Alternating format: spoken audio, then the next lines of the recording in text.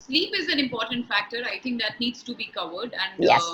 sleep is one factor which even I can say that initially when lockdown started, it went haywire. Like there was no schedule, there was no time to wake up, no time to fall asleep. And I think because of the lack of physical activity initially, there, like my body was not even requiring that amount of sleep. So suddenly I could not make sense of my schedule.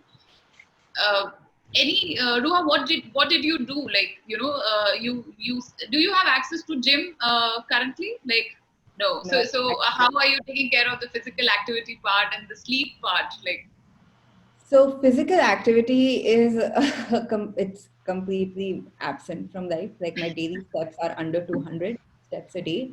Um, so but that suppose. actually, Yeah. um, but I think you absolutely nailed it on the head. I think now that I reflect upon, clearly I haven't been doing a good job at reflecting myself, is I have had a better sleep cycle during COVID than I had before COVID. And I think it's probably the only thing that's anchoring my day now is I'm in bed by 11 and I'm up by 6. Um, and this is You're creating a one sort of, lucky person then. Wow, wow, wow. but sorry, go ahead, Dr. Preeti. I was saying, but Sneha, went through the same cycle what you were mentioning. I started sleeping at 2 at night because my kids' sons were home, and the night looked like day. And then I used to get up late, or maybe I used to take a 10 minute nap during the day, and again at night, then I used to be awake. And one fine day, I thought, what am I doing? Right? And especially, I think the age group we are in, we know we don't have that much of liberty also. And I got back in cycle. But what I did to get back in cycle is, one, people don't even realize they are taking naps during the day. And even if you take a 10 minute nap, your sleep cycle gets disturbed. That's one. Second, I really stopped viewing my tech things 1 hour before my sleep time.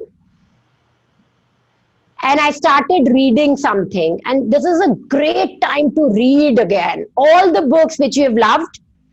For example, Win Friends, right? Or whatever is your taste to read.